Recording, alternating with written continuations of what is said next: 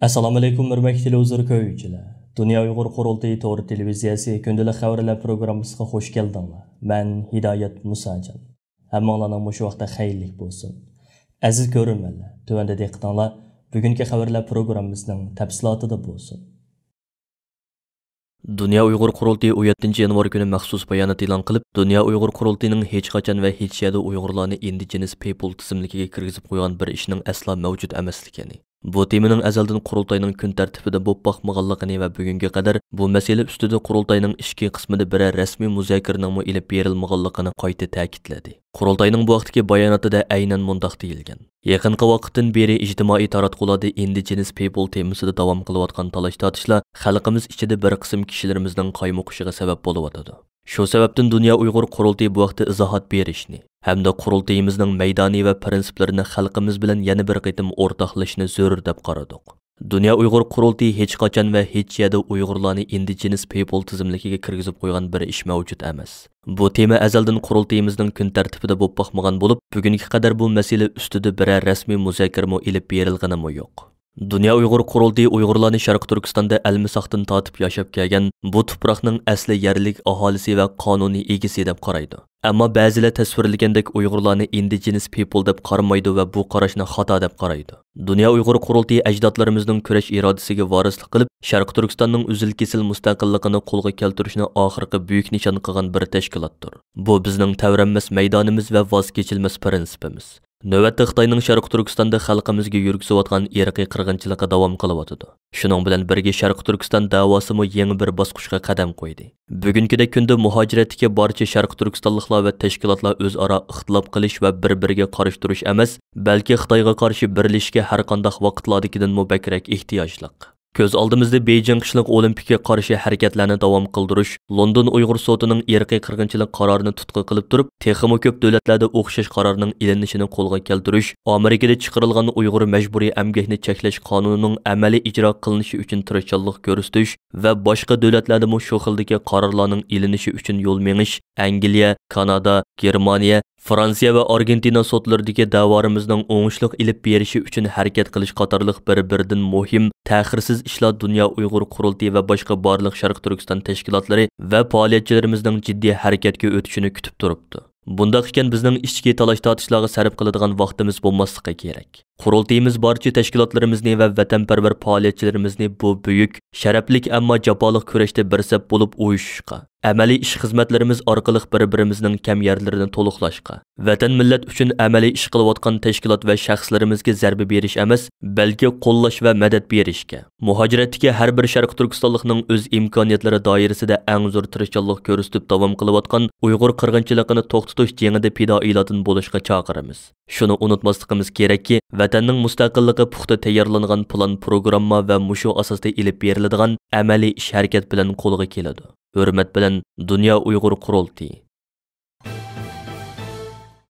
Dünya Uyg'ur Qurultayining boshlamchiligida Uyg'ur, Tibet, Hong Kong, Mongol, Tayvan va boshqa xalqaro kishilik huquq tashkilotlarini o'z ichiga olgan 250 dan ortiq xalqaro tashkilot oldingi kuni Birlashgan Davlatlar Tashkilotining bosh kotibi Antonio Guterres apandimga birlashma imzoliq maktub yo'llab, uning Xitoyning 2022 yillik Beyjing qishliq Olimpik yig'iniga qatnashish taklifini qabul qilganligiga qattiq norozilik bildirish bilan birga Antonio Guterres apandimdan Uyg'urlarga qarata irqiy qirg'inchilik yurgizayotgan, Tibet, Mongol, Hong Kong xalqlariga qarata zulm va besim siyosatini yo'lga qo'yayotgan. Shundaqla Birlashgan Davlatlar Tashkiloti kishilik huquq umumiy bayonnomasini ig'ir darajada oyoq osti qilayotgan Xitoydek mustabid, diktator, fashist bir davlatda o'tkazilmoqchi bo'lgan qishliq Olimpik yig'iniga qatnashishni rad qilishni talab qildi. Ochiq maktubda yana Birlashgan Davlatlar Tashkilotidan va xalqaro jamoatchilikdan Xitoyning Sharq Turkistonda Uyg'urlarni asos qilgan xalqlarga qarata yurgizayotgan irqiy qirg'inchiligini to'sib qilish uchun Xitoyga qarshi jiddiy jazo va embargo tadbirlarini yo'lga qo'yish talab qilindi. Chet ellardagi har qaysi tashkilotlarimizning, fidokor siyosiy faoliyatchilarimizning va jasur xalqimizning 2 yildan ko'proq vaqtdan buyon dunyo miqyosida 2022 yillik Beyjing qishliq Olimpikini boykot qilish maqsadida tinimsiz ilib berayotgan norozilik harakatlari natijasida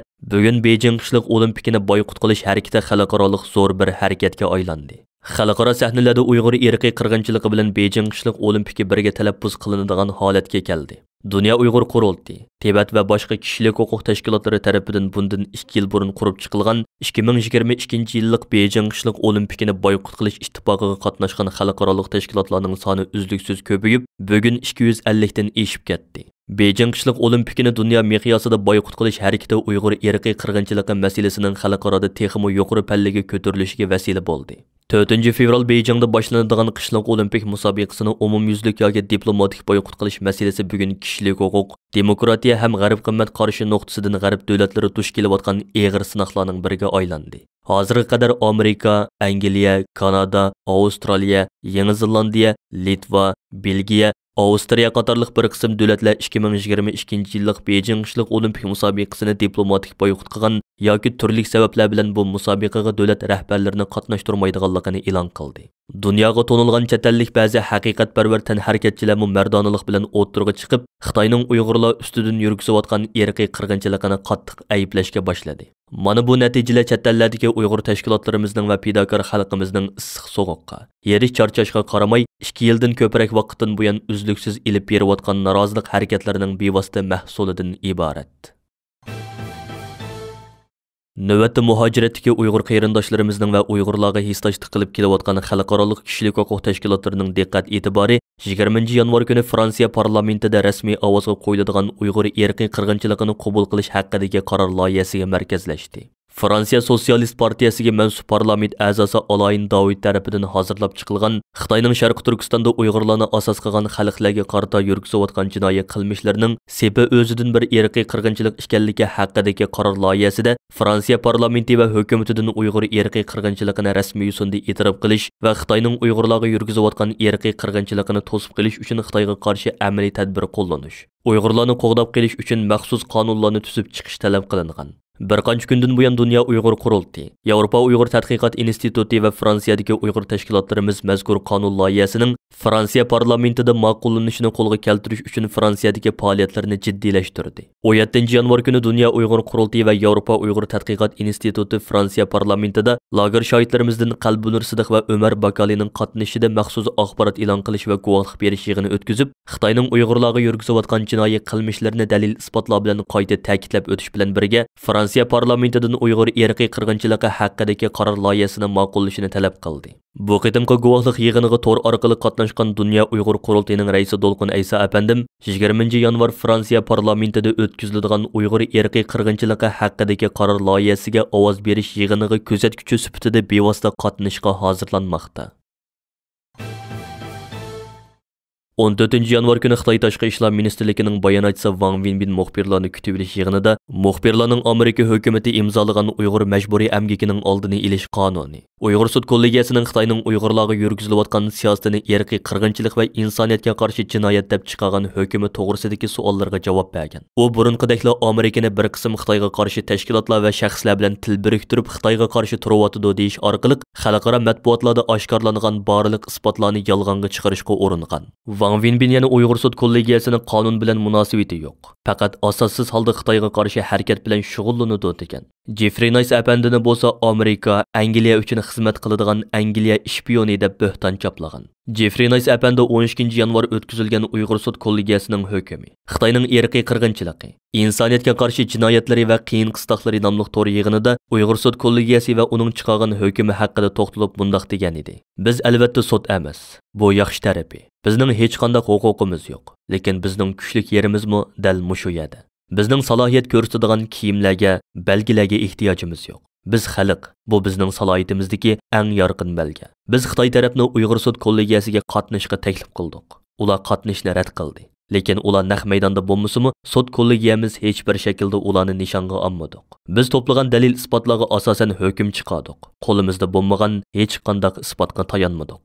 Wang Wenbin yana muxbirlarni kutib olish yig'inida Uyg'ur sud kollegiyasiga va boshqa xalqaro matbuotlarga Xitoyning Uyg'urlarga yurgizayotgan irqiy qirg'inchiligi va Uyg'ur majburiy amgiki haqidagi isbotlarni oshkorlagan Tursunay Ziyoudin, Sayragul Savutbay qatorliq lager shohidlarining rasmini ekranga chiqarib turib, ularning lagerga so'langanligini, majburiy cho'chqa go'shi yegizilganligini inkor qilgan. Ular yana yolg'onchiga chiqarishga uringan. Navbatda Amerikada turayotgan lager shohidi Tursunay Ziyoudin xonim bu vaqtda Erkin Osiyo radiosiga qilgan so'zida mundaq dedi. Xitoyning bundaq yolg'onchiligi birinchi qitim emas. Mening lagerda yotqinim rost. Xitoy bir qitim meni yolg'onga chiqarsa, men lagerda beshimdan kechirganlarimni ikki qitim deyman. Xitoy meni o'ltirib bo'lgan. Men endi hech nimadan qo'rqmayman. Agar meni lagerda yotqini yolg'on desa, mana men Xitoyga berib, yotgan lagerimni ko'rsatib berishga tayyor. Dünya Uyghur Qurultayı 13 yanvar maxsus chaqiriqnoma e'lon qilib, har qaysi ellarda faoliyat olib berayotgan Uyg'ur tashkilotlarini, siyosiy faoliyatchilarimizni va avom xalqimizni Beijing irqiy qirg'inchilik olimpiki boshlanadigan 4 fevral kuni o'zlari turishliq davlatlarda ham Beijing qishliq olimpik yig'inini boyqut qilish hamda G'ulji qirg'inchiligining 25-yilligini xotirlash munosabati bilan bir tutash holda keng ko'lamli norozilik faoliyatlarini uyushtirishga chaqirdi. Chaqiriqnomada aynan mundaq deyilgan: Dunyoning har qaysi joylarida yashayotgan Sharq Turkistonlik aziz qarindoshlar, ko'plagan demokratik ellarning o'xshamagan shaklda boyqut qilishiga, shundaqla xalqaro kishilik huquq tashkilotlarining kuchlik noroziligiga uchrab kelgan 2022-yillik Beijing irqiy qirg'inchilik olimpiki 4 fevral kuni boshlanish oldida turmoqda.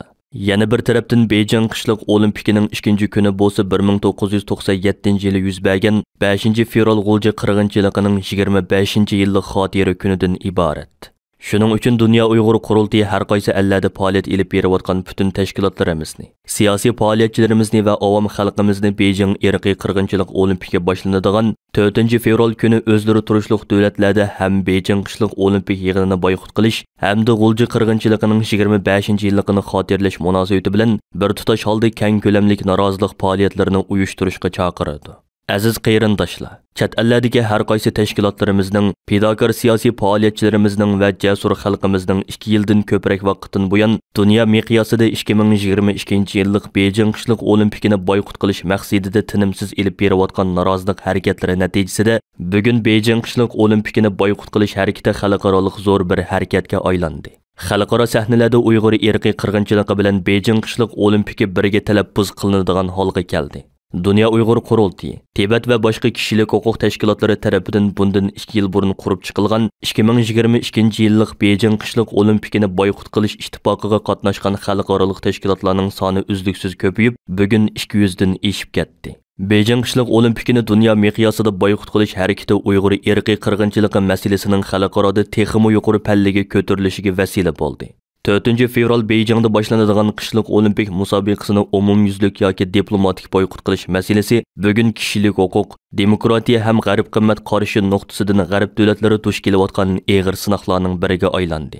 Hozirga qadar Amerika, Angliya, Kanada, Avstraliya, Yangi Zelandiya, Litva, Belgiya, Avstriya qatorliq bir qism davlatlar 2022-yillik Beijing qishliq olimpik musobaqasini diplomatik boyqut qilgan yoki turli sabablar bilan bu musobaqaga davlat rahbarlarini qatnashtirmaydiganligini e'lon qildi.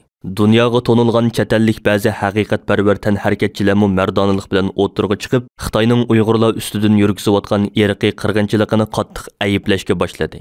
Mana bu natijalar chet ellardagi Uyg'ur tashkilotlarimizning va fidokor xalqimizning issiq sovuqqa, yerish charchashga qaramay 2 yildan ko'proq vaqtdan buyon uzluksiz elib berayotgan norozilik harakatlarining bevosita mas'ulidan iborat.